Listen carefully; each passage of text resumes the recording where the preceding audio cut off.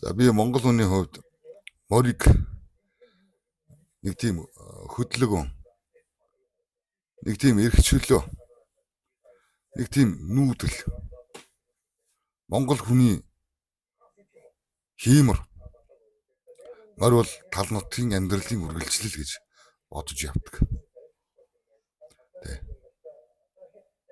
Тэгээ морийг өвхөж байгаа ч юм уу те тэр ам тавьж байгаа тийм дүрслэлээр, тийм доромжлолоор одоо уралсан гэж. Тэгээ Монгол хүн бүр үүнийг хараад ямар нэгэн модернизм, ямар нэгэн измтэй холбож ойлгох ямарч боломжгүй.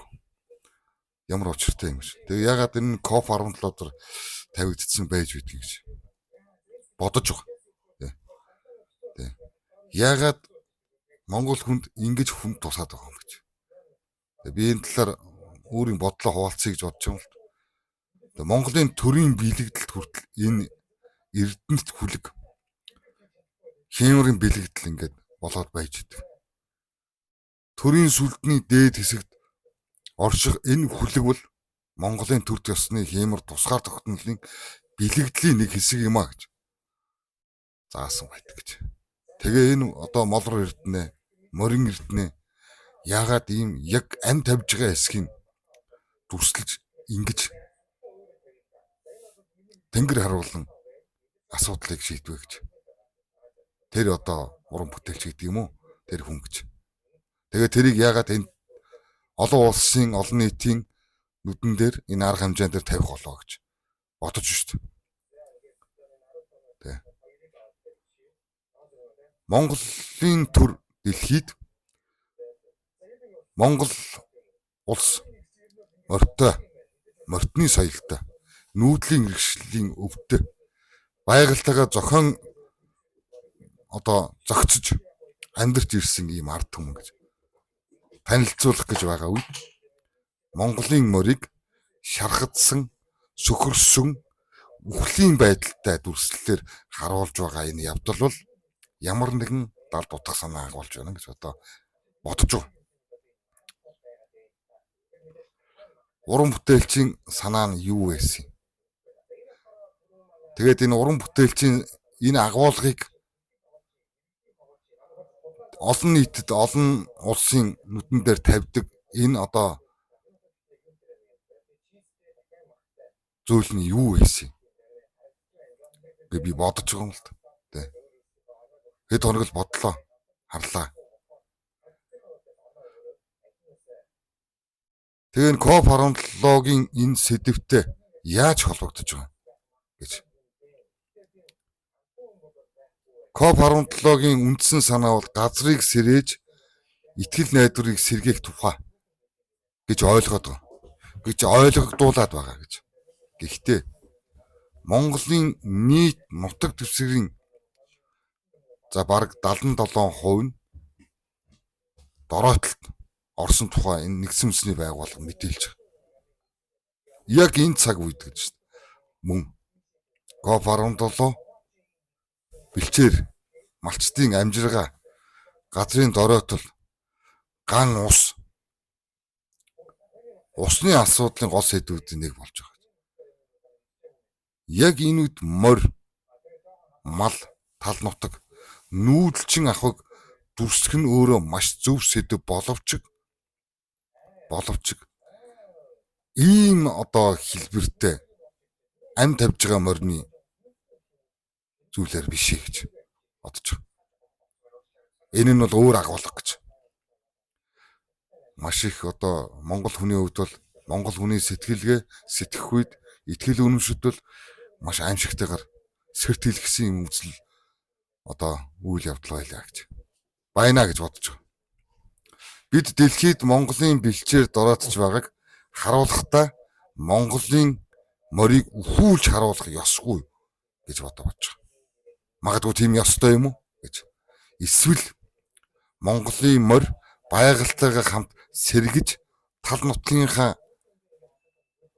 хамт амьдарч байгаа тэр дүрээр илэрхийлж болохгүй байсан юм гэж.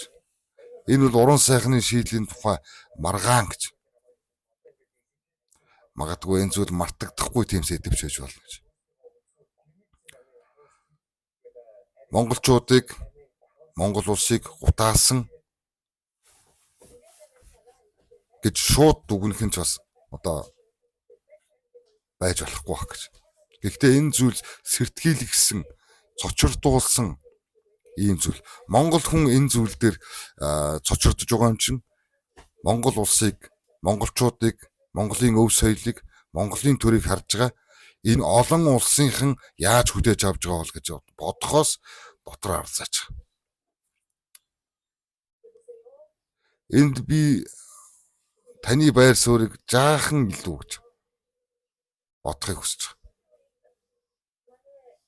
Маш эргээр байхыг одоо хичээж байгаа. Мэдээж тэр уран бүтээлчийг бас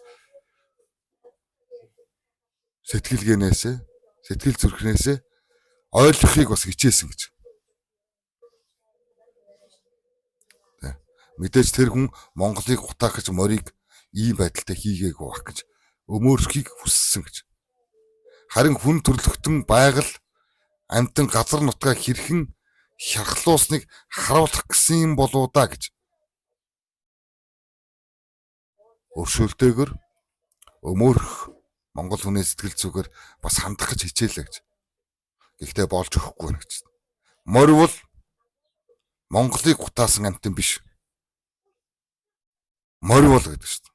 Монголын байгаль сүйдэж байгаагийн шаргалсан метафор байж болох юм. Тийм байж болох уу гэж. Янз янзын олон төрлийн өнцгөр би харахыг хичээж байгаа.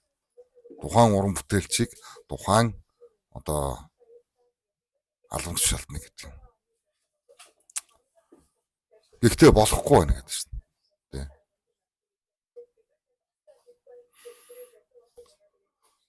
Маш олон зүйлийг бодож байна. Шууд байдлаар. Энийг үүнийгээ хураа, түүнийгээ устдаг гэж би хэлж чадахгүй гэж. Гэхдээ энэ бүтээлийн концепц нь юу байсан юм бэ гэж асуумаар шүү дээ. Монголын морийг яагаад ийм байрлалаар дүрслэвэ? Ямар уран бүтээлчийн бүтээл юм бэ? Хэн кураторын сонголт юм? Хэний гэдэг шүү дээ. Монголын соёл ямар утгыг төлөөлж байгааг гэж үзэж байгаа. Ямар утга гэдэг шүү дээ. Ер нь бол монголчууд, Монголын ард түмэн бол шууд утгаарна. Гэхдээ гүн гүнзгий агуулгаар хүлээж авдаг ийм хэрсүү ард түмэн. Оюун санааны хувьд бол өөр төвшөнд байдаг гэж. Энэ маш олон талаар нь харж байгаа байна. Соёлын бодлогод хяналт тавьж байгаа нийт ард иргэд бас энэ зүйлийг бодож байгаа гэж одоо бодож байгаа. Энэ хөшөөний тухай яриа эцэстээ юу болж хувирах бол гэж. Морь ер нь ингэж харагдах ёстой юу гэдэг жижиг асуултаас Монгол улс өөрийгөө дэлхийд хэн гэж танилцуулах вэ гэдэг том асуулт руу орно гэдэгт би итгэлтэй байна гэж бодож байна. Бид нүүдэлчин улс юм уу гэж. Байгальтайгаа зохицон амьдарсан ард түмэн юм уу гэж. Морьтны соёлын үргэлжлэл эсвэл өөрийнхөө бэлэгдлийг хүртэл тайлбарлаж чадхааргүй болсон тийм улсын соёл иргэншлүү гэж харах хэрэгтэй гэж. Би буруутгаж байгаа юм шиг гэж. Гэхдээ буруутгаж байна гэж. Нэг утгаар, нэг талаараа. Монголын морь бол монгол хүний доор байдаг амьтан биш гэж. Монголын морь бол Монголын түүхийг нуруундаа үүрчирсэн амьд дурсамж. Би тэгж боддог гэж.